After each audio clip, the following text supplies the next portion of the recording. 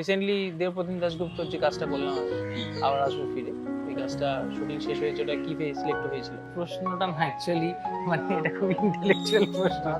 মানে এই প্রশ্নটা শুনলে আমার না অনির্বাণদার মুখটা ভেসে ওঠে, কারণ আমাদের পঞ্চায়েতে যে বনরাগাসের রোলটা করেছে দুর্গেশ কুমার, বা আমাদের যে এই বিনোদের পাঠটা করেছে, আমাদের বাংলা ফিল্ম ইন্ডাস্ট্রি যতগুলো মানে যেসব নাম করা ডিরেক্টররা রয়েছে মোটামুটি সবার সাথে আমার কম বেশি, সেটা শহীদ মুখার্জি থেকে শুরু করে, সেটা শিবপ্রসাদ মুখার্জি থেকে শুরু করে আমাদের কৌশিক গাঙ্গুলি ইনফ্যাক্ট কৌশিক স্যারের হাত ধরে আমার প্রথম কাজ যেই কাজটা রিলিজ করেনি। ও ভেবেছিল যে ওই জিনিসটা নিয়ে করবে, ওই ক্রাউডের এই একটা ছোট থেকেও একটা খুবই সুন্দর হয়তো একটা অভিনয়ের জায়গা তৈরি করেছিল। সেটা পরে পঙ্কজ ত্রিপাঠী একটা ইন্টারভিউতে বলেও ছিল। তা আজকে একটা অ্যাক্টর কি করে 4 বছর 5 বছর কাজ না করার পরে সার্ভাইভ করতে পারবে? সেখানেই তো সে ফ্রাস্ট্রেট হয়ে যাচ্ছে। যেখানে সেখানে বসে একটা সময় কাটানো যায়, তো আমার না কোথাও খালি বসে থেকে কিছুটা করতে ভালো লাগে না। তো সেইখান থেকে বলতে পারো গানের প্রতি একটা অনুরাগ রয়েছে।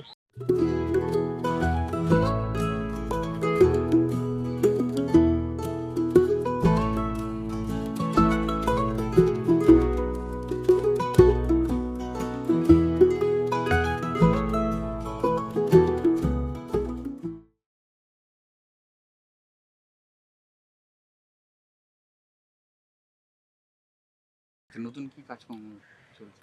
নতুন কাজকর্মের মধ্যে রিসেন্টলি দেবপ্রতিম দাশগুপ্তর যে কাজটা করলাম আমি আবার আসবো ফিরে, ওই কাজটা শুটিং শেষ হয়েছে। ওটা কি সিলেক্ট হয়েছিল।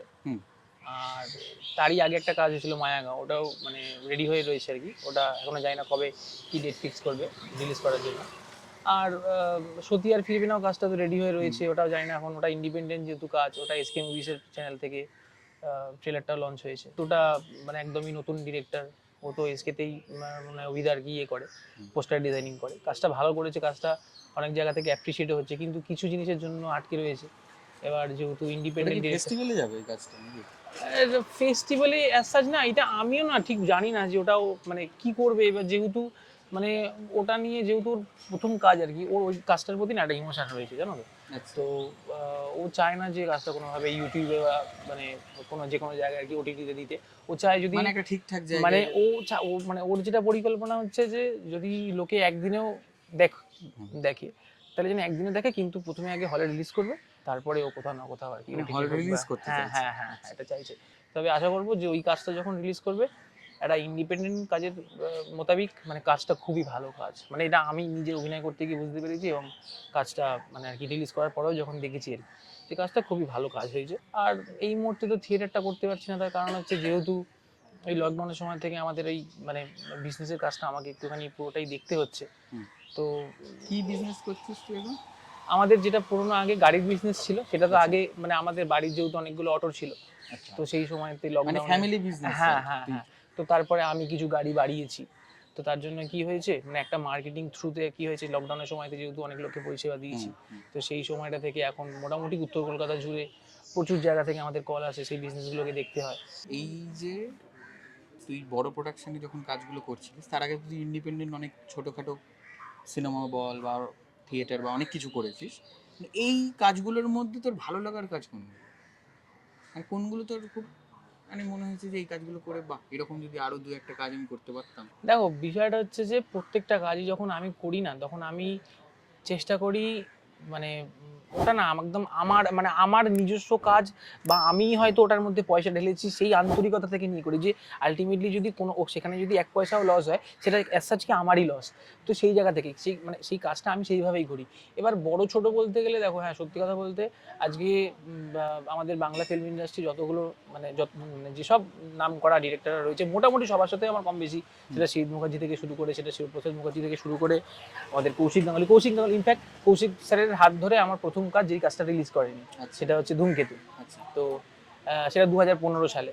তো সেটা মানে আমার হয়তো দুর্ভাগ্য যে এই কাজটা রিলিজ করেনি, এবং দুর্ভাগ্য শুধু বলবো না, মানে ওই কাজটা করতে গিয়ে আমার প্রথম হয় না যে একটা আমাদের অভিনয় করতে এসে ক্যামেরার সামনে যখনই কিছু কথা বলতে যাই, তখন যে একটা মানে একটা নার্ভের প্রবলেম হয়, যে একটা ভয় লাগা, সেই প্রথম ভয় লাগাটার ফিল কিন্তু ওইখান থেকে পাওয়া, এবং সেখান থেকে প্রথম দেখো, আমি তো এখন বলবো না যে আজকে ক্যামেরার সামনে যখন ফেস করি তখন ভয় পাই না, কিন্তু কি হয় সেই ভয় পাওয়াটা অনেকটা বেশি ওভারকাম করতে পেরেছি এবং সেই শুরুটা ওইখান থেকে হয়েছিল। ইন্ডিপেন্ডেন্ট কাজের মধ্যে আমি না অনেক ইন্ডিপেন্ডেন্ট কাজ করেছি, মানে ইনফ্যাক্ট আমি ধরো সেই জন্যই তোকে এই প্রশ্নটা করা। মানে বিষয়টা হচ্ছে ইন্ডিপেন্ডেন্ট কাজের মধ্যে ধরো এই যেমন সত্যি আর ফিরবে না, তারপরে আমি আমাদের সৌম্যদা বলে একজন রয়েছে, ঠিক আছে, ওর একটা কাজ করেছিলাম, ওর কাজটার আমি সম্ভবত ওটার নাম ছিল মাস্ক, ওটা 3-4 বছর হয়ে গেছে, নামটা একটু খেয়াল করতে পারছি না। একটা একটা একটা একটা হিন্দি কাজ ছিল এবং ওটার একটা মানে থ্রিলিং স্টোরি ছিল, তো ওই কাজটা করে আমার ভালো লাগছে। এরকম না আমি অনেক কিছু কাজ করেছি, ঠিক আছে। তো যদি সব থেকে বলো যে ইন্ডিপেন্ডেন্ট কাজের মধ্যে মনে রাখার মতো কাজ, সেটা আমি বলবো সতী আর ফিরবে না। কেননা সতী আর ফিরবে নাতে না মানে আমরা মানে বিশ্বাস করো মানে যেই সময়তে উঠে ওটা মানে ইন্ডিপেন্ডেন্ট কাজ আমরা যেভাবে আমি জ্যামিদা আমাদের ডিরেক্টর অভিদা সবাই মিলে যেভাবে কাজ করেছি, ওটার প্রতি আমার একটা মানে আমার খুব মন খারাপ হয় যখন আমি ভাবি যে এই কাজটা এখনো বেরোচ্ছে না। মানে আমার মনে হয় যে এই কাজটা আমি যখন মানে লোকে দেখতে পারবে, সেটা যত জেনে দেখুক, আমার মনে হয় সেইটা আমার জন্য একটা মানে একটা ভালো মাইলেজ হবে সেই কাজটা। রাজুদারও যে কাজটা করেছি, এই কাজটা তো আমি ঋতব্রত মুখার্জির দাদার রোল করেছি, মানে আমরা দুই ভাই আর কি। তো আমার মনে হয় এই কাজগুলো বেরোলে আমি বিবাহ অভিযান, মন্টু পাইলট, এইগুলো দেখো কমার্শিয়াল কাজ, এইগুলোর একটা মার্কেটিং পলিসি অন্যরকম, এইগুলো একটা লার্জ সার্কেলে কাজ, একটা লার্জ সার্কেলে লোকে দেখবে। হ্যাঁ এক্স্যাক্টলি। কিন্তু ছোট ছোট কাজের মধ্যে এই যে কাজগুলো আমি করেছি, এই কাজগুলো আমাকে খুব টানে। এবং আমি ইন্ডিপেন্ডেন্ট কাজে যে একটা হয় না, তোমার অ্যাজ আ মানে অ্যাজ আ অ্যাক্টর তোমার অনেক কিছু সে থাকে, তুমি চাইলেই তুমি ডিরেক্টরের সঙ্গে ডিসকাস করে অনেক কিছু নতুন কিছু করতে পারো যেটা তুমি করতে চাইছো। যেটা আমাদের কি হয় কমার্শিয়াল একটু ধরো একটু যারা বড় প্রোডাকশনের কাজ বা একটু বড় ডিরেক্টরের কাজ, সেখানে তোমার বলবো না যে অভিনয় করার জায়গা থাকে না, কিন্তু কোথাও একটা তুমি ধরো কি বলবো মানে যেখানে একটা মানে নতুন ডিরেক্টর বা ইন্ডিপেন্ডেন্ট কাজে যেই আর কি মানে তুমি চাইলে একটু খুলে কিছু করতে পারো বা তুমি একটু বলতে পারো যে আমি একটু এটা করে দেখতে চাই, এটা করে দেখতে চাই, সেই স্কোপগুলো কোথাও একটা বেশি থাকে। এর জন্য আমার ইন্ডিপেন্ডেন্ট কাজ কোথাও একটা, কেননা বড় প্রোডাকশনের মতো অত তামঝাম থাকে না, অত কিছু মানে এত মানে ডুজ অ্যান্ড ডোন্টস থাকে না, তো সেইখানে মনে হয় সেখানে একটু একটু ফ্লেক্সিবিলিটি থাকে বেশি। আচ্ছা আমাকে একটা জিনিস বল, অনেক বেশি সিনসিয়ারিটি মনে হয় না মানে এই যে ধর ইন্ডিপেন্ডেন্ট প্রজেক্টগুলোতে, ছোট প্রজেক্টগুলোতে হয় না খুব খুব সিরিয়াস ভাবে করার চেষ্টা হয় আর কি? দেখো আমি একটা জিনিস এটা বুঝেছি ইন্ডিপেন্ডেন্ট কাজ আর কমার্শিয়াল কাজ করতে গিয়ে, সেটা হচ্ছে যে এটা একদম শুরু থেকেই বলি, সেটা হচ্ছে যে মানে যেখানে পুঁজি কম থাকবে না সেইখানে মানুষের আন্তরিকতা বেশি থাকবে। কেননা দেখো তোমাকে প্রচুর তামঝাম, প্রচুর টাকা পয়সা, প্রচুর সেট আপ যখন দিয়ে দেয় না, মানুষ তখন একটু কুঁড়ে হয়ে যায়। যখনই মানুষের কাছে রিসোর্সেস কম থাকে তখন তার বুদ্ধি কোথাও একটা বেশি কাজ করে। একদমই তাই। ঠিক আছে, সেটা অ্যাক্টরদের ক্ষেত্রে, সেটা ডিরেক্টরদের ক্ষেত্রে, সেটা টোটাল টেকনিশিয়ানদের ক্ষেত্রে। তুমি দেখবে আমাদের এটা যখন বড় প্রোডাকশনের কোনো কাজ হয় তখন এই ক্যামেরা ট্রলি এই ওই সেই একটা ইনস্ট্রুমেন্ট হ্যান্ডেল করার জন্য 4-5 জন, ঠিক আছে, যেটা হয়তো 1-2 মিলে সামলানো যায়। তো এই যে বড় সেটা হওয়ার ফলে বেশিরভাগ লোকেরা যে এই যে ধরো মানে এই মানে খারাপ ভাবে নিও না, মানে এই যে কুড়েমির একটা জায়গা থাকে, এই কুড়েমির জায়গাগুলো ইন্ডিপেন্ডেন্ট কাজে থাকে না। তার কারণ আমি জানি ভাই আজকে আমার সারাদিনে 5,000 টাকা বাজেট, ঠিক আছে, এই 5,000 টাকার মধ্যে আমাকে এই সিনগুলো করতে হবে। তার কারণ আমি যদি একদিনের টোটাল বাড়াই, একটা ইন্ডিপেন্ডেন্ট কাজে এরকম প্রচুর কাজ আমরা করেছি, হয়তো টোটাল সিনেমাটার বাজেট হয়তো 20-25,000 টাকা, 30,000 টাকা, মানে যেখানে একটা কমার্শিয়াল কোনো কাজ করতে গেলে একটা অ্যাক্টরের পেমেন্ট তার থেকে বেশি হয়। সেই টাকায় একটা টোটাল সিনেমা বানিয়ে তুমি ডাবিং করে একদম রেডি টু মানে আর কি মুভ করে দিচ্ছ। তো সেই জায়গা থেকে দাঁড়িয়ে তুমি যখন সিনেমাটা কাজ করতে যাচ্ছ এবং তোমার যদি স্ক্রিপ্ট সেই জোর থাকে, তোমার যদি সেই টেকনিক্যাল সেই তুমি সাউন্ড হও একটা ডিরেক্টর, দেখো মানি ইজ ইম্পর্টেন্ট, কিন্তু টাকা থাকলেই তো সবাই সব কিছু করে ফেলতে পারবে। তাহলে সবাই বাড়িতে সিনেমা বানাতো, এরকম প্রচুর আমাদের দেশে তো বড় লোকের অভাব নেই, তাহলে সবাই একটা করে সিনেমা বানিয়ে ফেলতো। যার প্যাশন আছে সেই একটু মানে ভাবলেই সিনেমা, মানে এটা তো একটা শিক্ষা, একটা জ্ঞান দরকার। যখন তুমি জানবে যে আলটিমেটলি চিট করে তুমি কি করতে চাইছো, সেই জায়গার কাছাকাছি পৌঁছে, কিন্তু সেখানেও সাকসেসফুল। অনেক মানে তাবর নাম করা অভিনেতারাও যখন ইন্ডিপেন্ডেন্ট কাজ করতে আসে তখন তারাও সেইভাবেই কাজটা করতে আসে, তারা জানে যে এখানকার বস বাজেট কম আছে, এখানে কাজটাকে তুলতে হবে এবং আমরা সবকিছু জেনেই সেই কাজটা করতে এসেছি। আমি ইনফ্যাক্ট অনেক ডিরেক্টর বলি যে তোমরা আমাকে যদি ভালো রোল দাও আমাকে আমার টাকা নিয়ে ভাবতে হবে না, আমাকে টাকা দিতে হবে না, তোমাকে ভালো রোল দাও। ঠিক আছে, আমার অ্যাক্টিংয়ের প্রতি সেই খিদেটা রয়েছে, অ্যাক্টিংয়ের প্রতি সেই ক্রাইসিসটা রয়েছে, মানে আমি সেই ক্রাইসিসটা প্রত্যেকদিন ফিল করি।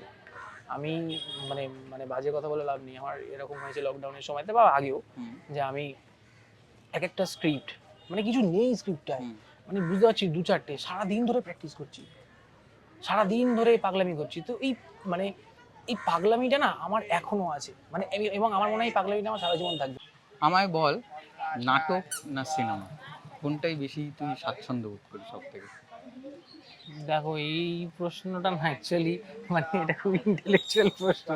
মানে এই প্রশ্নটা শুনলে আমার না অনির্বাণদার মুখটা ভেসে ওঠে, কেননা অনির্বাণদার কাছে এই প্রশ্নটা খুব মানে আমি তো মানে অ্যাকচুয়ালি আমার ফাঁকা সময়টা না খুব বেশি আর কি মানে বলতে পারো যে আমার ইন্টারভিউজ থেকে কাটে। মানে আমার মানে ইন্টারভিউজ দেখা না কে কিভাবে জাজ করবে জানি না, কিন্তু মানে ইন্টারভিউজ দেখা আমার ওয়ান অফ দ্য হবিজ বলতে পারো আর কি।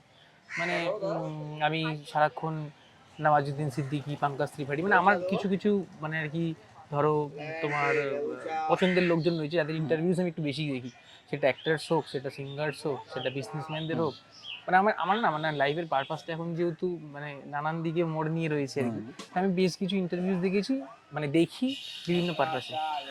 তো সেক্ষেত্রে এই প্রশ্নটা মানে আমি যতটা দেখেছি যে অনির্বাণদাকে খুব প্রশ্ন করা হয় যে সিনেমা না থিয়েটার। দেখো দুটোর জায়গায়, এবং অভিনয়টা তো অভিনয়ই। অ্যাকচুয়ালি আমার বলার ব্যাপারটা হচ্ছে তুই দুটোই করবি এবং দুটোই তো করতে হবে আর কি। অনির্বাণদাকে যেটা প্রশ্ন করা হয় যে কোনটা বেটার বা কোনটা, আমি আমার প্রশ্নটা সেটা নয়, আমার প্রশ্নটা হচ্ছে যে তুই কোনটাতে বেশি স্বাচ্ছন্দ্য বোধ করিস। দেখো মানে তোর কোনটা বেশি ভালো লাগে করতে? যেহেতু আমি তুলনামূলকভাবে থিয়েটার প্র্যাকটিসের থেকে বলো আমি সিনেমাতেই অভিনয়টা বেশি করেছি বা ক্যামেরার সামনে অভিনয়টা বেশি করেছি, আমার এই কারণেই সেক্ষেত্রে আমি ক্যামেরার সামনেতেই বেশি স্বাচ্ছন্দ্য বোধ করি। তো কিন্তু এটাও বলবো যে থিয়েটার যেহেতু একেবারে মানে গোড়ার দিক থেকে ওইখান থেকেই আর কি হাত পা নাড়ানো, কথা বলার কিছু প্র্যাকটিস, সেই প্রত্যেকটা জিনিসই সেইখান থেকে কম বেশি শেখা। তো সেক্ষেত্রে মানে থিয়েটার করাটা না আমার কাছে খুব মানে একটা মানে ফ্যাসিনেটিং লাগে, মানে আর কি মানে আমার করতে পারলে তো খুব ভালোই হয়। কিন্তু এই মুহূর্তে আমি আমার পাড়ার যে দলটা তো আমি করতাম, আমাদের থিয়েটার ক্লাসে নিয়ে অম্বর স্যারের দলটা, সেই দলটা তো আমি করতে পারছি না। স্যারকে আমি বললাম যে স্যার আমার এই যা কর্মব্যস্ততা, মানে আমার এই রিহার্সাল করতে, আমি হয়তো 2 ঘন্টা 3 ঘন্টার জন্য রিহার্সাল করতে গেছি, আমার 14 বার ফোন আসবে।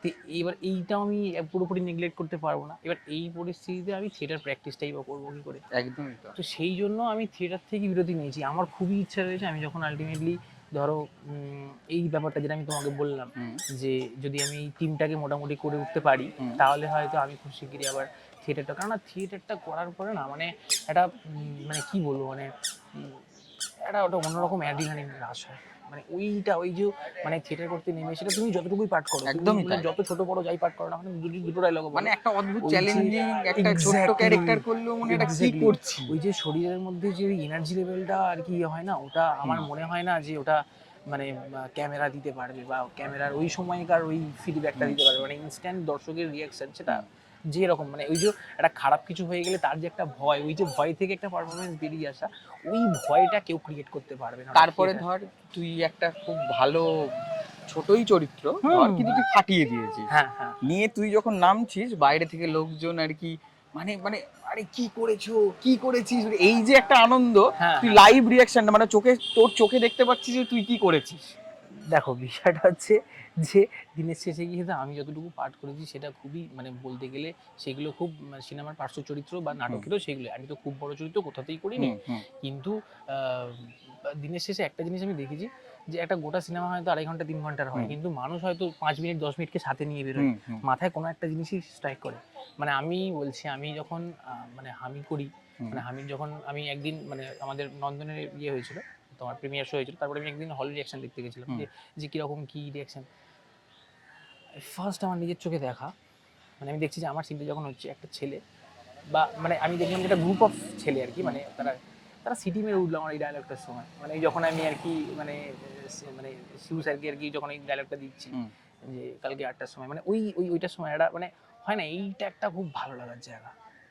মানে এই যে ধরো যে আমার একটা কোনো কথা বা আমার কোনো একটা অ্যাক্টিং কোনো একটা মানুষের উপরেও মানে কি ইম্প্যাক্ট ফেলছে, সেইটা একটা মজার বিষয়। মানে সেইটার জন্যই অ্যাক্টিং করা। মানে দেখো দিনের শেষে গিয়ে তো আমি মাটি কেটেও 500 টাকা ইনকাম করবো আমার, মানে আমি তোমাকে বলছি এটা কোথাও বলিনি কখনো, মানে আমি যখন হামি 2 এর যখন শুটিং হয় তখন আমাদের গাড়ির বিজনেস চলছে, কারণ হামির মানে ফার্স্ট পার্টটা হয়েছিল আমাদের 17-এ শুটিং হয়েছিল, 18 রিলিজ করেছিল, আর সেকেন্ড পার্টটা হচ্ছে আমাদের 21-এ শুট হয়েছিল, 22-এ রিলিজ করেছিল।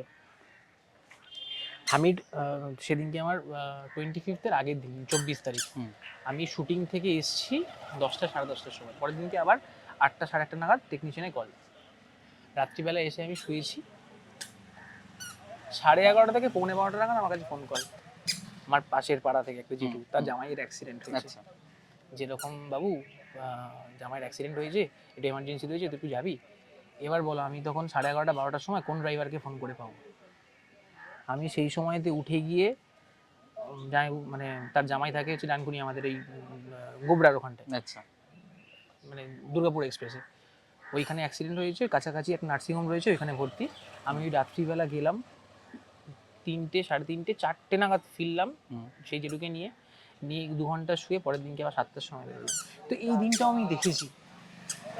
দেখো এটা কোনো গ্লোরিফাই করার ব্যাপার নয়, মানে আমি যখন ওই দায়িত্বটা নিয়েছি আমি তখন আনন্দের সঙ্গে এই কাজটা করবো। মানে এরকম ব্যাপার নয় যে ভাই আমি তো অ্যাক্টিং করে এলাম, যেটা আমাদের হয় না যে একটা অ্যাক্টিং করলে যেহেতু একটা পাড়ায় একটা ধরো একটু নাম ডাক হয় যারা অ্যাক্টিং করছে, মানে অ্যাজ সাচ কি লোকে ভাবে অ্যাক্টিং মানে একটা বিশাল কিছু ব্যাপার। সবাই কাজ করে। দেখো আমি এখনো পর্যন্ত আমাকে প্রচুর সময় এরকম গেছে যে আমি রাত দুপুরে এরকম প্রচুর এমার্জেন্সি কেস হোক, বা আমাদের যেরকম রেন্টাল সার্ভিসে যেরকম হয় যে রাত্রিবেলা Howrah Sealdah drop pick up airport থেকে অনেক সময় এমার্জেন্সি হয়েছে, লোককে হয়তো যেতে হবে, বা আগে হয়তো ওলা উবের বুক করে রেখেছিল, ঝুলিয়ে দিয়েছে, আমার রাত্রিবেলা 2টোর সময় ফোন করেছে যে বাবু একটুখানি গাড়িটা পাওয়া যাবে? তা আমি চলে গেছি ওই সময়তে 1 ঘন্টার রিপোর্টিং আর কি হাওড়ায় বা এয়ারপোর্ট থেকে আনতে, কারণ আমি রাত্রিবেলা 2টোর সময় কাকে দুম করে পাবো কোনো ড্রাইভারকে? এবার আগে থেকে বলা থাকলে কি হয়, আমাদের ড্রাইভারকে বলা থাকে যে ও গাড়িটি নিয়ে যাবে, কাউকে পিক আপ হোক ড্রপ হোক। এমার্জেন্সি কেস হলে আমি তখন কাকে গাড়িটা ফোন করবো? তো এইটা আমার একটা বলতে পারো একটা অভ্যাসের মধ্যেই তৈরি হয়েছে। আর তুই ওদের কথাও ভাবিস আর কি, মানে ওদের পয়েন্ট অফ ভিউ থেকেও তুই দেখিস। দেখো সত্যি কথা বলতে ওদের কথা আমি ভাববো না, তার কে ভাববে? মানে আমার যারা ধরো মানে প্রত্যেকটা ছেলে পুলে যারা কিছু সিনিয়র লোকও রয়েছে যারা গাড়ি চালায়, তারা তো আদতেই আমার যোদ্ধা। তো সেক্ষেত্রে আমাকে তো ওদের কথা ভাবতেই হবে। হ্যাঁ, এবার যেগুলো আগে থেকে প্রি বুকিং থাকে সেগুলো তো ওদের ওটা কাজ ওরা করে, ঠিক আছে, কিন্তু এমার্জেন্সি মুহূর্তে রাত্রিবেলা আমি কাউকে ডিস্টার্ব করি না। যদি কোনো এমার্জেন্সি কোনো হসপিটাল কেস হোক বা কিছুই ট্রেনের ব্যাপার স্যাপার হোক যা নেওয়া যাওয়া করতে হবে, সেগুলো যদি দুম করে আসে সেগুলো আমি দেখি, মানে এটা আমি করি আর কি ছোটবেলা থেকেই আর কি। আর তুই কি অভিনয় করি ভেবেছিলিস? দেখো ছোটবেলায় আমি মানে কলেজ অবধি, কলেজের ফার্স্ট ইয়ার অবধি আমি দূর দূর তাক ভাবিনি। তবে এটাও ঠিক যে মানে আমাদের প্রত্যেকটা মানুষের মধ্যে না একটা মানে অভিনয় করার একটা ক্রীড়া থাকে কম বেশি, মানে কেউ হয়তো ফিল করতে পারে কেউ ফিল করতে পারে না, কিন্তু থাকে। মানে না হলে তুমি ভাবো সবাই মানে কিতাব মেরে ভাবে যে আমি এর মতো দেখতে হবে, এর মতো একটা কিছু করতে হবে। তো আমাদের কোথাও না কোথাও আর কি মানে অভিনয় পারি কি না পারি একটা কেত মারার একটা হিরো হওয়ার এরকম একটা মানে সবার মধ্যেই তো একটা হিরো থাকেই। তো সেইটা হয়তো ছিল, ফিল হয়তো কখনো করিনি কিন্তু ছিল সেইটা। মানে কোথাও কি ট্রিগার করলো যখন আমি মানে ফার্স্ট ইয়ার পড়ি, তখন একটা ফুটবল নিয়ে, মানে আমার যেহেতু ছোটবেলাটা পুরোটাই ফুটবল নিয়ে, মানে আমার 14-16 দুটো স্কুল ন্যাশনাল করা আর কি ফুটবল থেকে। আমি স্কুলের হয়ে বিভিন্ন জায়গায় আর কি খেলতেও গেছি, কলেজেও খেলেছি, ইউনিভার্সিটি। তো ওই ফার্স্ট ইয়ার যখন ফুটবল নিয়ে একটা কাজ হবে বলে একটা অডিশন হলো, সেই সময়তে ওই কাজটা বেসিক্যালি খুবই মানে কি বলবো মানে সেই অর্থে আর কি মানে সেট আপ বলা কাজ নয়, মানে পটলার শিল্ড জয় বলে সেটা আমি আজকে এসে জানতে পেরেছি। সেই সময়তে ভেবেছিলাম যে অভিনয় তো অভিনয় হয় আর ক্যামেরা থাকবে অভিনয় করতে হবে। তো ফুটবলের কিছু আর কি প্লেয়ারদের দরকার ছিল, কেননা যেহেতু ফুটবল নিয়ে আর কি শক্তিপদ রাজগুরুর সম্ভবত গল্পটা পটলার শিল্ড জয়। তো ওই আর কি সিনেমাটার জন্য আমার প্রথম আর কি ওই ফুটবল নিয়ে বিভিন্ন আর কি প্র্যাকটিস, এই তার মধ্যে মধ্যে কিছু ডায়লগ বলা আর কি। হ্যাঁ, ওটাই তুলনামূলকভাবে ওটাই ডেবিউ আর কি, মানে ওটা কৌশিক গাঙ্গুলির ওই ধূমকেতুর আগেও, কিন্তু সেখানে ওই সেটআপটা ওই তামঝামটা আর কি কমার্শিয়াল, মানে আমাদের যেরকম একটা ফুল লেন্থ কাজে যেরকম আর কি পুরো সেটআপ থাকে সেই অর্থে নয়। তো যখন ওইটা করেছিলাম তো তখন বিভিন্ন আমাদের ফুটবল প্লেয়ার বন্ধু বান্ধব নিয়ে ওই কাজটা আমরা শুটিং করেছিলাম, কিন্তু আদতে সেই কাজটা হওয়ার পরে কি হয়েছে সেটা আমিও জানি না। ঠিক আছে, তো কিন্তু ওই তুই দেখিসনি হয়ে যাওয়ার পর? না না না না না, মানে কাজটা হতে হতেই আর কি ডিজলভ হয়ে গেছে এরকম একটা ব্যাপার। কিন্তু শুরুতে যে সেটআপটা যে তামঝামটা, ওইখান থেকে প্রথম আমাদের যিনি ডিরেক্টর ছিল শ্রীরূপ শেঠ, উনি চন্দননগরে থাকে, আর তার আগে ওই কাজটা আরেকজন ডিরেক্টর করছিল, আমি ওই ডিরেক্টর নামটা এই মুহূর্তে খেয়াল করতে পারছি না। উনি আমাকে বলেছিলেন যে তুমি কি ঠিক করেছো, তুমি ফুটবলই খেলবে নাকি অভিনয় করবে? আমি তো ফুটবল খেলে আমি ফুটবল প্লেয়ার হবো, আমি তো তখন আমি একটা 3rd ডিভিশন ক্লাবে খেলছিলাম। তো তখন উনি বললেন যে তুমি কিন্তু ফুটবলের সাথে সাথে অভিনয়টা দেখতে পারো, তুমি খারাপ করো না। তো সেই সময়টা আমার একটু মাথায় ট্রিগার করেছিল যে সত্যি কি তাহলে কি আমি অভিনয়টা করতে পারবো। তখন তো রিয়েলাইজেশন হলো আর কি অতি অভিনয়টাতেও যে হ্যাঁ যদি অভিনয়টা মানে তখন একটু মনে হলো যদি আমি, তো উনি বলেছিলেন তখন শ্রীরূপদা বলেছিল যে আমার দলে তুমি থিয়েটারে তুমি এসো, তো এখানে তুমি রিহার্সাল করো, দেন যদি তোমার মধ্যে কখনো কোনো রোল থাকে আমি তোমাকে দেবো। আচ্ছা, তো সেইখান থেকে ফার্স্ট বলতে পারো আর কি ওই ট্রিগারটা হয়, এবং আমার মনে মনে একটা ফিল হয় যে আমি অভিনয় করব। তো আচ্ছা। তারপর থেকে তো আমি তখন আমি যখন ফার্স্ট ইয়ার সেকেন্ড ইয়ারে পড়ি তখন আমি ফুটবলও খেলছি, তার সাথে সাথে অভিনয়ও করছি। মানে ওই থিয়েটারে যাওয়া, ঠিক আছে, টুকটাক এদিক ওদিক কোনো বন্ধু বান্ধবের কাছাকাছি চেনা পরিচিত কারো শর্ট ফিল্ম, সেখানে দুটো মানে ছোট ছোট পার্ট করা, হ্যাঁ, তো সেগুলো করতাম। তো তারপরে দেখলাম যে আলটিমেটলি দু নৌকা পায়ে দিয়ে একসাথে হবে না। তার কারণ হচ্ছে আমি ফুটবল খেলবো, অভিনয়ও করবো, সেটা একসাথে হবে না। তখন তুই অভিনয়টাকে বেছে নিলি? তখন ওয়ান ফাইন মর্নিং আমার মনে হলো, আমি বাবাকে বললাম যে বাবা আমার মনে হয় যে আমি হয়তো ফুটবল খেলে মানে আর তখন অলরেডি আইএসএল শুরু হয়ে গেছিলো, কারণ তখন 14-15 সাল, মানে আমি হয়তো এই টপ লেভেলটা খেলতে পারবো না। আমার মনে হয় আমি যদি অভিনয় করি তাহলে হয়তো অভিনয় করতে পারবো। মানে সেখান থেকে যেহেতু অভিনয়ের কোনো আস্তে সেই অর্থে বয়স হয় না, যে ফুটবলে যেমন ধরো মোটামুটি তুমি 30, 32, 35-এর পর থেকে তোমাকে আস্তে আস্তে অফ করে দিতে হবে। তোমাকে যা লেভেল খেলা, টপ লেভেল খেলা, তোমাকে তার মধ্যে খেলে তোমাকে মিনিমাম 10 বছর তুমি যদি খেলো তবে গিয়ে সেই খেলাটা তোমার খেলার মতো হবে, এবং তুমি সেই অর্থে সেই রোজগারটা করলে যেখান থেকে তোমাকে আর তারপরে কাজ না করলেও চলবে।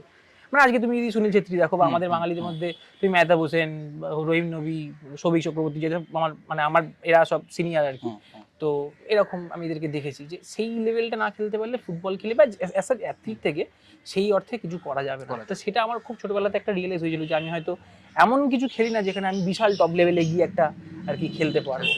অভিনয়তে যেটা হয় যে দেখো আজকের দিনে দাঁড়িয়ে তুমি যদি এই আমাদের পঞ্চায়েতে যে মানরাগাসের রোলটা করেছে দুর্গেশ কুমার, বা আমাদের যে এই বিনোদের পাঠটা করেছে, হ্যাঁ ছেলেটার নামটা আমি ভুলে যাচ্ছি, মনে আসছে না, তো এরা দেখো এরা তো ওই সিনেমাটার হিরো নয়, সিনেমাটার অ্যাজ সাচ খুব খুব ভীষণ বড় রোলও করেনি, বা আগে যে রোলগুলো করেছে সেগুলো বিরাট, কিন্তু এই রোলগুলোকে নিয়ে আজকে চর্চা হচ্ছে। এই চর্চাটা কিন্তু আজকে থেকে শুরু হয়নি, এটা কিন্তু মোটামুটি ধরো এই গ্যাংস অফ ওয়াসিপুর, হ্যাঁ, বা সেই সাময়িক যে সেই সময় যে সিনেমাগুলো মানে প্যারালাল সিনেমার জগৎ শুরু হলো, যেখানে মনে হলো যে একটা লুঙ্গি পরা লোক হিরো হতে পারে, সেই সময় থেকে এই পার্শ্ববর্তী ক্যারেক্টারগুলোকে না জোর দেওয়া শুরু হলো। মানে এই নাবাজের যে জায়গাটা তৈরি মানে করেছে, নওয়াজুদ্দিন সিদ্দিকী, পঙ্কজ ত্রিপাঠী, এরা যে জায়গাটা তৈরি করেছে, এরা একদম গেম চেঞ্জার, মানে অভিনয় না করে অভিনয় করা টাইপের একটা ব্যাপার, এক্স্যাক্টলি, তাই না? এবার সেই জায়গা থেকে আজকে যেমন ধর এই যে আজকে শাহরুখ খান না হলেও চলবে, আজকে সালমান খান না হলেও চলবে, কোনো মানে আমরা ওই হিরোইজম ব্যাপারটাকে যে সেই জায়গা থেকে তো একটু বেরিয়েছি, তুমি তো অনেক দূরে, আমরা তো অনেক দূরে চলে যাচ্ছি। তুমি আজকে আমাদের ইন্ডাস্ট্রি তুমি ভাবো না যে অমিত শাহ, তুমি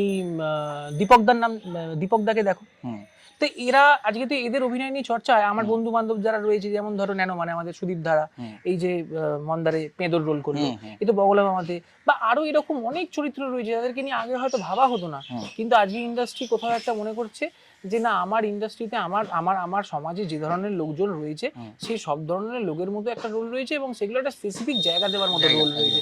এরকম নয় যে তাকে খুব দেখতে সুন্দর, কার্তিক ঠাকুরের মতো চুল, টুকটুকে ফর্সা, সেই সব ছেলেরাই ভালো রোল পাবে, আর যাকে দেখতে একটু মোটা, যাকে দেখতে একটু মেটে, সে ভালো রোল পাবে না। তোমার যদি যোগ্যতা থাকে তুমি রোল পাবে, তুমি সেই পার্ট পাবে। তোমার যদি সেই ক্যালিবার থাকে, তুমি যদি 2 ইঞ্চি জায়গা পাও, 2 ইঞ্চি জায়গা থেকে তুমি যদি তোমার ভালো জায়গা থাকে, তুমি 20 ইঞ্চি জায়গা করবে, সেখান থেকে 1 ফুট হবে, 2 ফুট হবে, তো তোমাকে জায়গাটাও দেখাতে হবে। একদমই তাই, একদমই তাই।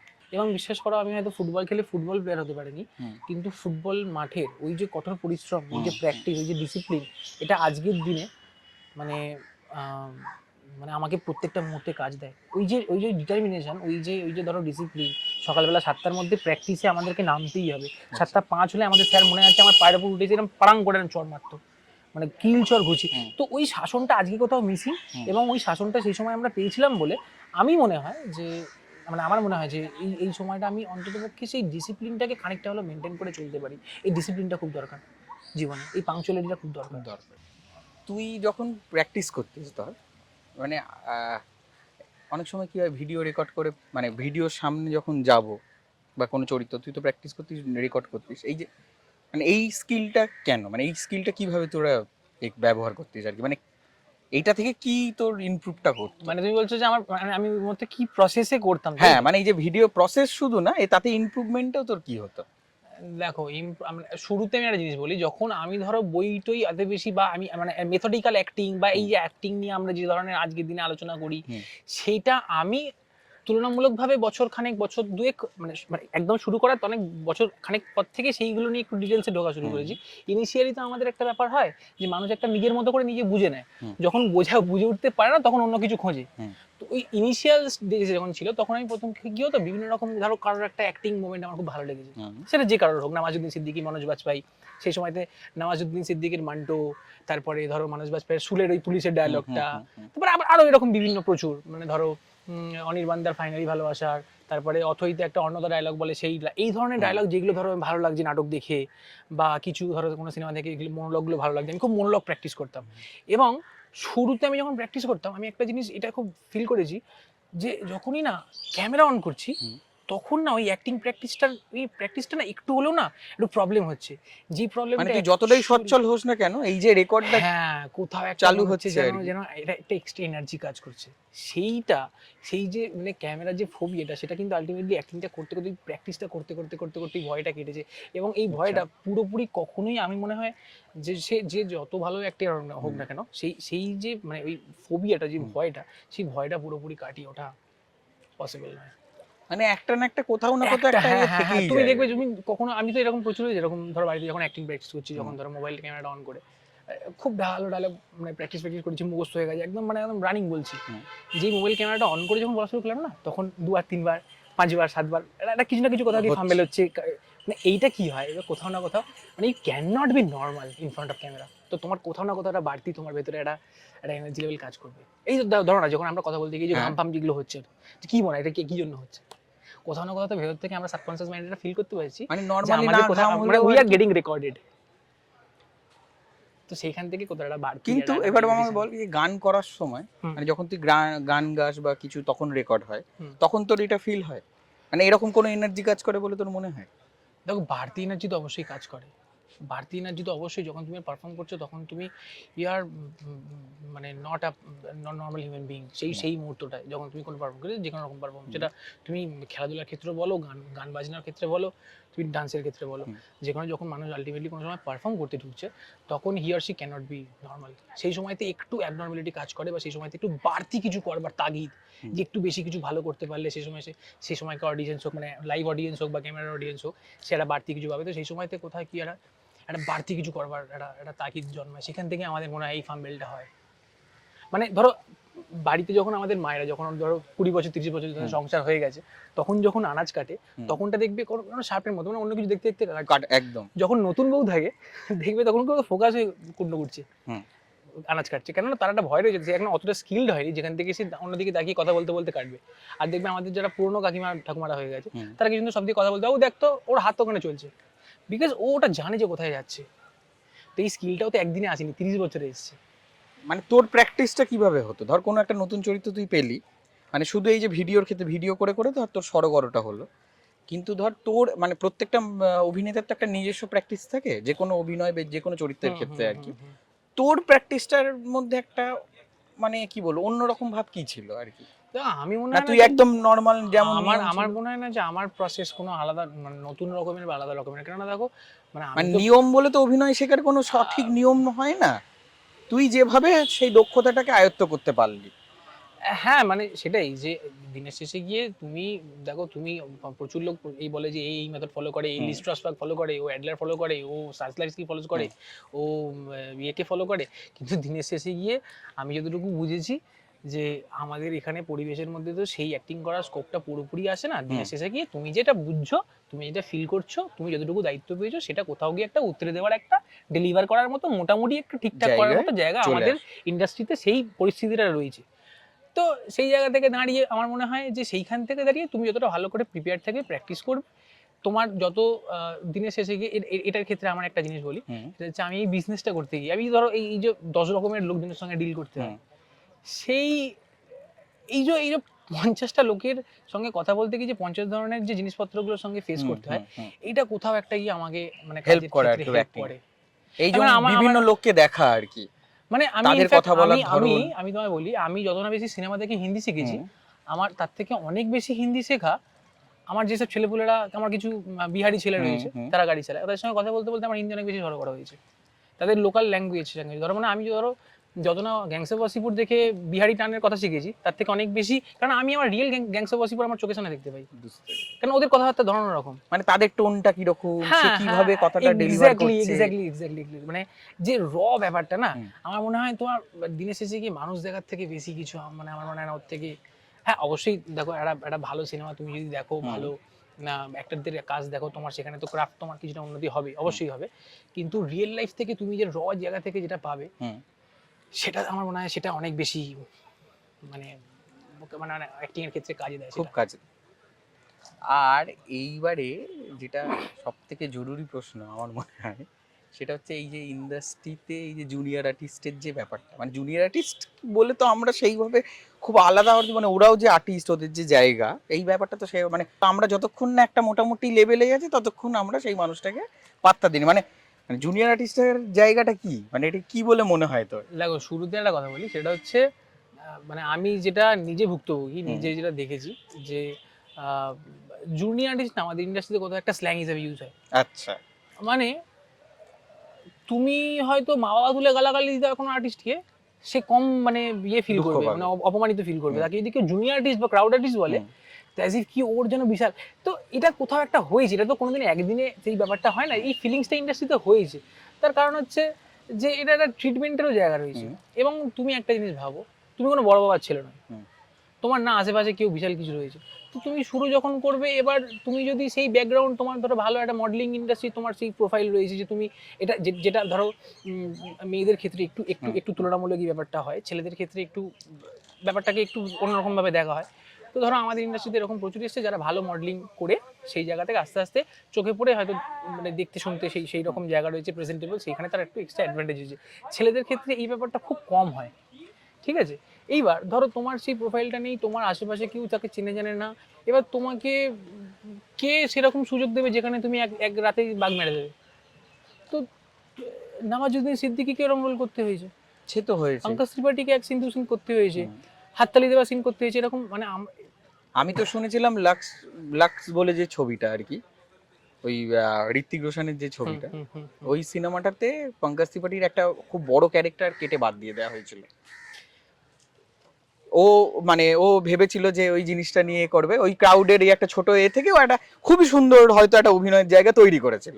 সেটা পরে পঙ্কজ ত্রিপাঠী একটা ইন্টারভিউতে বলেও ছিল যে আমি এরকম একটা চরিত্র পেয়েছিলাম, কিন্তু তাতেও কি তার কোনো জায়গা থেকে অসুবিধা হয় যে তুই যদি আলটিমেটলি তোর গোলটা সেট থাকে যে তুই কি করতে চাইছিস, সেই জায়গা থেকে তো তোর উঠে আসা সম্ভব। দেখো এইখানে না অনেকগুলো কথা চলে আসে, বিষয়টা হচ্ছে যে তোমার মধ্যে যদি সেই স্কিলটা থাকে, তোমার মধ্যে যে ক্রাফটটা থাকে, একদিন না একদিন সেই প্রশ্ন, এবার মানে ব্যাপারটা আজকের দিনের জন্য কি জন্য মানে চ্যালেঞ্জ হয়ে গেছে, যেই সময়তে মনোজ বাজপেয়ী বা আমাদের ইন্ডাস্ট্রিতে ধরো যেই সময়তে রুদ্রনীল ঘোষ, কাঞ্চন মল্লিক, বিশ্বনাথ বসু এরা স্ট্রাগল করছিল, সেই সময়তে যেহেতু কম্পিটিশনটা আমার মনে হয় তুলনামূলক আজকের দিনের মতো নেই, সেই সময়তে একটু লোকজনও কম ছিল, ইন্ডাস্ট্রিতে লোকজন কম আসতো আজকের তুলনায়। তো সেক্ষেত্রে না সেই সময়তে একটু মানে স্কোপটা আমার মনে হয়, আজকে হয়তো ইন্ডাস্ট্রি একটু বড় হয়েছে, কাজ বেশি হয়েছে, কিন্তু সেই সময়তে এত লোক ছিল না। এবার সেই সময়তে আর মানুষের কি হচ্ছে না, আজকের দিনে টেস্টটা খুব বেশি হয়ে গেছে।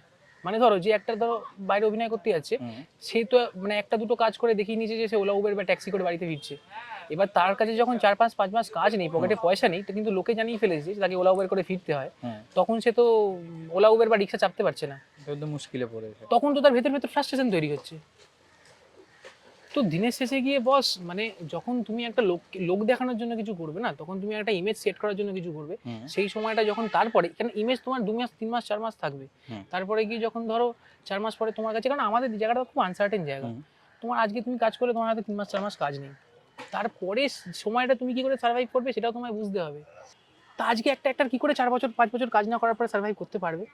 সেখানেই তো সে ফ্রাস্ট্রেট হয়ে যাচ্ছে। আজকে যদি একটা অ্যাক্টর একটা আমাদের বেঙ্গল ইন্ডাস্ট্রিতে একটা কাজ করার পরে বছরখানেক কাজ না করে, সে already out of scene out of হয়ে যাবে, সে ওয়াশ আউট হয়ে যাবে।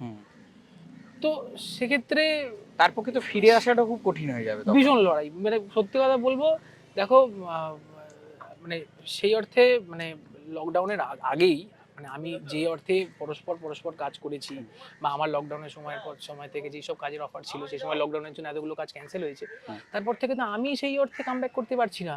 তার কারণ হচ্ছে সেই সময় তো আমি যে বিজনেসের জায়গাটা এন্টার করলাম, বিজনেসটাকে আমি একটু দেখতে হলো। তো সেই সময়টা কি হলো, আমার একটা ওইটার প্রতি একটা ইনভলভমেন্ট তৈরি হলো, আমার সেখানে একটা দায়িত্ব বাড়লো, আমার হুম। সেই জায়গাটা দেখতে হলো, কারণ যেহেতু আমি ওই কাজটা করতে করতে আমার একটা কী হয় পারিপার্শ্বিক একটা দায়িত্ব বোধ তৈরি সে তো হয়, হয়। মানে আমার একটা, কারণ লোকে তো তোমায় বিশ্বাস করেছে, লোকে তো তোমায় বিশ্বাস করে তোমাকে, তো সেই জায়গাটা ইনভলভমেন্টটা আস্তে আস্তে একটু শিফটও হলো, মানে এখানে আমি কারোর দোষ দেবো না, এখানে হুম। আমার অনেকটা দোষ রয়েছে, কিন্তু আমি এটা তোমাকে কথা দিতে পারি যে আমার একটু সময় লাগবে হয়তো এই জায়গাটা সেটেল ডাউন করতে, আমি আবারও ফুল ফ্লেজেডলি সেই অর্থেই আমি আবার ফোকাসটা করবো না, আমার মনে হয় যে আমি ওটা পারছি না বিকজ আমার কিছু অন্য অন্য কমিটমেন্ট রয়েছে। দেখো আমার একটা সম্পর্ক রয়েছে, আজকে আমি দিনের শেষে গিয়ে বলতে পারবো না যে তুমি ভাই তুমি তোমার মতো করে জায়গা দেখো, আমি এখন স্ট্রাগল করবো। একদম। তো এইটা কোথাও একটা, মানে আমরা যেহেতু সেম আমাদের সবটাই বজায় রেখেই আমাদের জায়গায় এগিয়ে এক্স্যাক্টলি, যেতে মানে হবে। দেখো তুমি একটা থালায় তো সবকিছু পাবে না, হুম। কিন্তু তোমার পরিস্থিতি তোমাকে অনেক কিছু করতে হুম। তোমাকে বাধ্য করবে, তো সেই জায়গাটা আমার মনে হয়, তবে মানুষ যদি নিজে চায় নিজে সেই অর্থে করে, আমার মনে হয় ভগবান সবাইকে চান্স দেবে, শুধু তোমাকে অনেস্ট থাকতে হবে, মানে তুমি যে একটা কাজটা সঠিক করছো। চান্স আসবার জায়গা থাকে কিন্তু প্রত্যেকটা মানুষের একটা না, জীবনে। আমার মনে হয় যে মানুষ যদি ঠিকঠাক পথে হুম। চলে তার অনেক সুযোগ আসবে। আমি বলছি প্রথম সুযোগটা ধর, হ্যাঁ মানে হ্যাঁ যেটা হ্যাঁ সব থেকে হ্যাঁ বড় হ্যাঁ এ হ্যাঁ হ্যাঁ হয় না যে আমরা বলি যে এইটা ওকে এই জায়গায় নিয়ে চলে গেল, হ্যাঁ হ্যাঁ হ্যাঁ এই জায়গাটা হ্যাঁ, বলছি, হ্যাঁ, মানে ওই একটা সঠিক সুযোগ ঠিক আসবে হ্যাঁ হ্যাঁ হ্যাঁ, তুমি যদি তোমার জায়গাটাই ঠিক করে যাও আর কিন্তু কি। তুমি বি প্রিপেয়ার। আচ্ছা, এই যে এত যে তোরা গান বাজনা করিস, মানে তুই তোর মতো করে গান বাজনা করিস বিভিন্ন জায়গায় বিভিন্ন রকম ভাবে, মানে গান নিয়েও কি পরবর্তীকালে এগোনোর একটা পরিকল্পনা আছে বা গান নিয়ে কিছু ভেবেছিস? না, দেখো গান বাজনা নিয়ে কখনো আমি সেই অর্থে ভাবিনি, মানে বিষয়টা হচ্ছে যে আমি মানে ছোটবেলা থেকে আর কি আমার মানে বাথরুম সিঙ্গার, মানে সবাই যেরকম থাকে আমার গান করতে ভালো লাগে, আমার বেশ, মানে আমার এরকম অনেক সময় হয় যে আমার যখন ধরো রাত্রিবেলা ঘুম আসছে না, হুম। আমি হয়তো উঠে বাড়িতে একটা গিটার বাজিয়ে, এবার এই গিটার বাজানোর পেছনে আমার একটা মানে হিস্ট্রি রয়েছে, যে আমি যখন গান যখন গাইতাম আর কি, মানে খুব ক্যাজুয়ালি হুম। থেকে গান গাইছি এরকম আর কি, তো সেক্ষেত্রে দেখতাম যে অর্ধেক লোকেই না ইনস্ট্রুমেন্টটা বাজাতে পারে না, এবার আমি দেখছি যে একটা গান গাইতে গেলে খালি গলার থেকে যদি একটা সাথে নর্মাল একটা গিটারও বাজে, হুম। তো সেক্ষেত্রে সেটার একটা পরিপূর্ণতা পায়, মানে গিটার বাজিয়ে গান মানে গাওয়ার একটা একটা কিছু বাঙালির বাজি বা ইনস্ট্রুমেন্ট একটা বাজি। আমাদের একটা গান বাজিয়ে মানে গিটার বাজিয়ে গান গাওয়ার একটা একটা ভালো লাগা রয়েছে, সেটা যে কোনো জায়গায়, মানে কেউ যদি একটা গিটার বাজিয়ে গান বাজে মানে একটা কুল কুল এবার ব্যাপার। এরকম একটা ডিসাইড হয়, তো সেক্ষেত্রে এর মানে ছিল যে আলটিমেটলি আমি যদি গিটার বাজিয়ে গান গাইতে পারি তাহলে একটা ভালো লাগার জায়গা, মানে দেখো এটা কাউকে দেখানোর নয়, মানে নিজের ভালো লাগে, নিজের ভালো লাগে। তো সেইখান থেকে আমি গিটার কিনে আমি তখন এমনি ওই গিটার বাজিয়ে গান গাইলে মেয়েরা একটু পছন্দও করে আর না কি। না, দেখো মেয়েদের ভিড়ে একটুখানি বসে একটা টপ করে গান গেয়ে দিলে সেটা হয়তো হয় বিভিন্ন জায়গায় কি হয়, যখন কোথাও ঘুরতে টুরতে যাই, যখন আমরা গান বাজনা করি তখন এই যে দুম করে অনেক লোক আমাদের সঙ্গে হুম। জুড়ে যায়, এইটা দেখবে যে কোনো মানে বাগবাজার ঘাটটাতে আমরা যখন কোথাও হচ্ছে কোনো গান টান হয়, হুম। কেউ একটা গান গাইছে, সেখান থেকে আরো দুটো চারটে লোক করে করতে একটা ক্রাউডের জায়গা তৈরি হয়, তারাও ইনভলভ হয়, মানে এইটার না দেখো যখন তুমি আর্টের অনুরাগী হবে, কারণ তখন তোমার না কোথাও একটা কিছুটা করতে পারলে ভালো লাগবে, হুম। তুমি কোথাও পারফর্ম করতে পারলে ভালো লাগবে, সেটা তুমি অ্যাক্টিং দিয়ে হোক, এবার যেখানে সেখানে যখন তখন অ্যাক্টিংটা করা যায় না হুম। সচরাচর, গানটা গাওয়া যায়, গিটার বাজিয়ে কেউ একটা গিটার বাজাচ্ছে, কেউ একটা বোতল বাজিয়েও একটা তাল দিয়ে দিয়ে একটা যেখানে সেখানে বসে একটা সময় কাটানো যায়, তো আমার না কোথাও খালি বসে থেকে কিছুটা করতে ভালো লাগে না, তো সেইখান থেকে বলতে পারো গানের প্রতি একটা অনুরাগ রয়েছে, তার জন্য আমি ওই খিচে বলতে পারো যে আমি গিটার, উকুলেলে, দোতারা, খমক সবই আমি বাজাতে পারি, তারপরে আমার কাছে কাহন রয়েছে, কাহন আমি বাজাতে পারি, মানে কম বেশি আর কি, তো মানে এই গানটা নিয়ে কখনো যে আমি স্টেজে উঠে প্রোগ্রাম করব গান গাইবো এরকম কখনো ভাবিনি, তো নিজের কিন্তু মনের মতো হ্যাঁ করে আমার যেহেতু একটুখানি ফোকটাই একটু বেশি হুম। পছন্দের, তো আমি একটুখানি মাটির গান গাইতে ভালোবাসি, তার এরকম নয় যে বলিউড গাই না, সব রকমই আমরা গান বাজনা করি যখন বসি, কিন্তু কোথাও একটু ফোকটা আমাকে বেশি টানে, এটা কেননা মানে আমার একটু যেহেতু ঘুরতে যাওয়ার জায়গার মধ্যে শান্তিনিকেতনটা খুব পছন্দের, হুম। তা আমরা মাঝে মধ্যেই যখন তখন আমি কোথাও একটা, আমার মনে হয় দীঘা সমুদ্রের থেকে আমার বেশি বোলপুর টানে, তো এইটার জন্য আমার কি না যখনই আমি ওই জায়গায় যাই তখন এই বাবুলদের সঙ্গে বসে গিয়ে এটা ওদের আখাড়ায় বসে ওদের সঙ্গে গান বাজনা করা, তো ওইখান থেকে আমার একটা ফোকের প্রতি একটা টান বলতে পারো হয়েছে, তো গান বাজনা নিয়ে আমার মানে এই ব্যাপার স্যাপারই কখনোই প্রফেশনালি গাইবো টাইবো মঞ্চে উঠে, হয় মানে এই ব্যাপারটা নিয়ে কখনো ভেবে টেবে দেখিনি, এই হচ্ছে বিষয়।